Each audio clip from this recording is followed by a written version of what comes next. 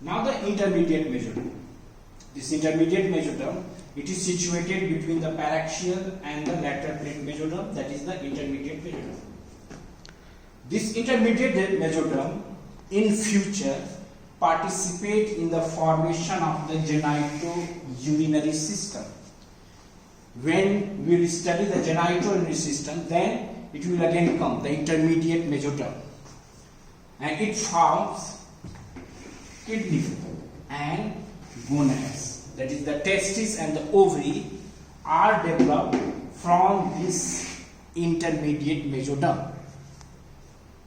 Now this paraxial mesoderm is present on both sides of the notochord as well as the neural tube, and this paraxial mesoderm undergoes segmentation.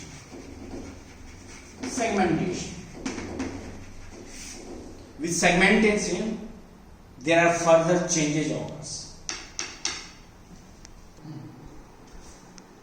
Now this paraxial mesoderm, initially it is the homogeneous mass present on the side of the neural tube. As the development progresses, it undergoes the segmentation. It is segmented and forms the two structures. It is the somatomeres and it is the somites.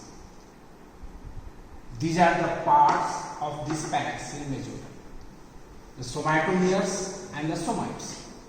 Now these somatomeres, this is present in the head region. One point should be clear here. In the early phase, there is no neck is present in the developing embryo. The neck is formed by the appearance of the pharyngeal arches. So it is the head and then start the trunk. There is no neck region. Now, so these somatomeres are present in the head region. These somatomeres, they are partially segmented or unsegmented. These are unsegmented part of this paraxial mesoderm that is present in the head region. They are usually 7 in number, and in future they form from the somatomeres, they form the base of the skull, bones, that is the base of the skull is formed. It also forms the striated muscles of the head region, of the jaw and the throat, neck region. And these somatomeres also form the extraocular muscles of eyeball. The extraocular muscles of the eyeball are derived from these somatomeres, and these are the part that is present, the somatomeres part that is present around the buccopharyngeal region. It is supplied by the 3rd, 4th and the 6th cranial nerve. And this is the reason why the extraocular muscles that are derived from this structure are supplied by this cranial nerve on the embryological basis, because they are supplied by, they are derived from the preoccipital. They are also known as the preoccipital somites. Preoccipital somites, because it is situated proximal to the occipital. So it is the somatomeres are the preoccipital somites from the extraocular muscles, and they are supplied by this cranial nerve. Now comes on the somites.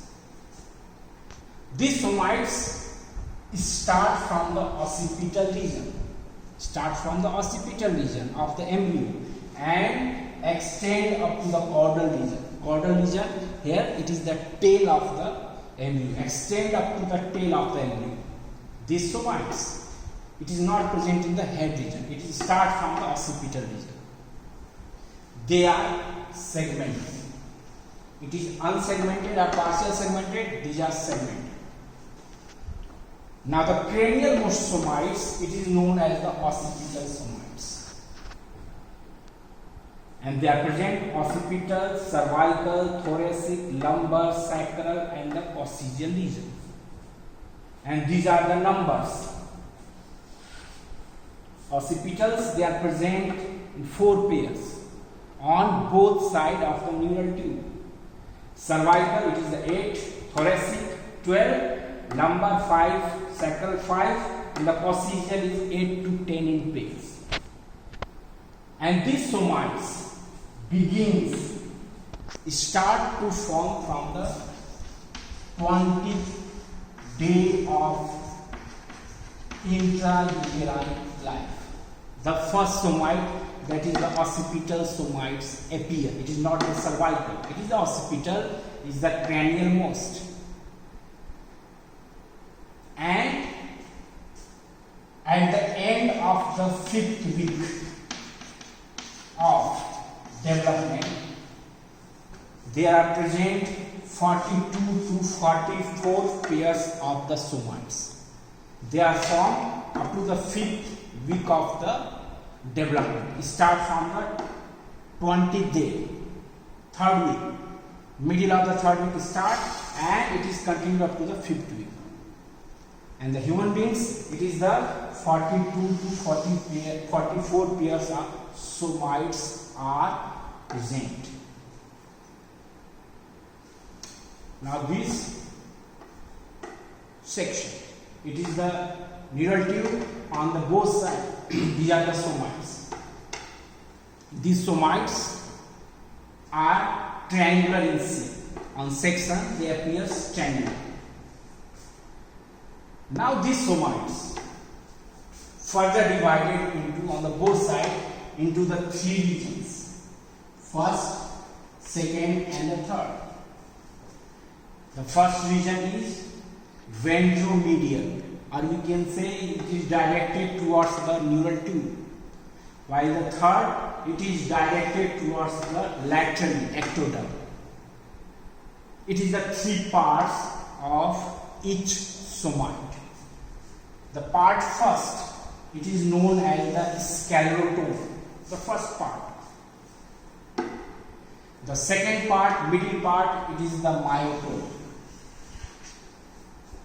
And the lateral most part, this part, it is the derma. Means these somites, not the somatomias, these somites further divided into the 3 regions, 3 parts: sclerotome, myotome and the derma. This sclerotome, it is the ventromedial part, and in future it is separated from this part and surround this notochord structures. Notochord, where is the position of the notochord? This notochord is, it is the notochord. This tissue becomes loose and surround this notochord, and they form, this sclerotome forms vertebra and the ribs. Means it is the axial skeleton derived from these somites. The somites, it is the sclerotome part. Now this myotome, as the name indicates, it forms the striated muscles. The striated muscles of the limbs and the body are derived from this myotome part, while this dermatome, that is the lateral part of the somites, they form the dermis and subcutaneous tissue of the body. So ultimately, in short, these somites form the axial skeleton striated muscles, dermis and the subcutaneous tissue of the body. While the somatomeres forms base of the skull, and this base of the skull also formed by this occipital somites. Both participate in the formation of base of the skull. It is the occipital part and this somatomeres. And one important point, these occipital somites, they are initially 4 in numbers, later on one is disappears. In the coccygeal region it is 8 to 10, later on 5 to 7 pairs disappear or degenerate. Means in the occipital region one degenerate, remaining 3 pairs, while in the coccygeal region initially they are 8 to 10 pairs, then 5 to 7 pairs degenerate. And these occipital somites, it is formed the muscles of tongue,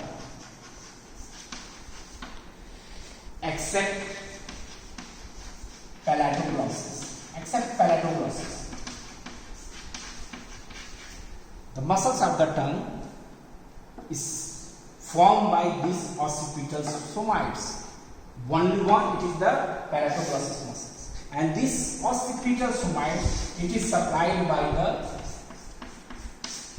hypoglossal nerve. And that is why embryologically all the muscles of the tongue are supplied by the hypoglossal nerve, because they are formed by the occipital somites and its nerve supply is the hypoglossal nerve, while the palatoglossus is the exception.